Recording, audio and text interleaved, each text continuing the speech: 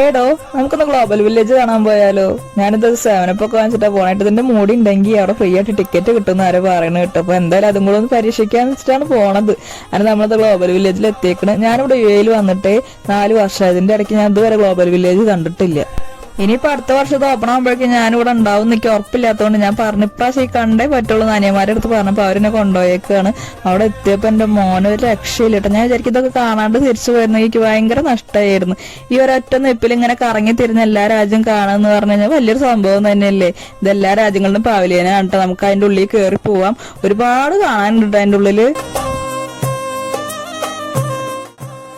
അങ്ങനെ കറങ്ങി തന്നെ അവസാനം നമ്മളെല്ലാം തന്നെ എത്തിയേക്ക് കേട്ടോ. ഇന്ത്യയുടെ അവിടെ എത്തി ഉള്ളിൽ കയറി. പിന്നെ ഒരുവിധം കാര്യങ്ങളൊക്കെ പരിചയമുള്ളതാണ്. എന്നാലും ഇന്ത്യയുടെ ഉള്ളിൽ കയറാണ്ട് തിരിച്ചു വരാൻ പറ്റില്ലല്ലോ.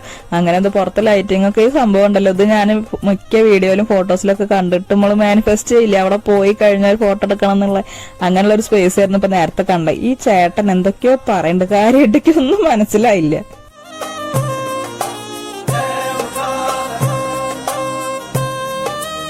അങ്ങനത്തെ ജീവിതത്തിൽ ഒരു അടിപൊളി ദിവസം അവിടെ അവസാനിക്കുകയാണ്.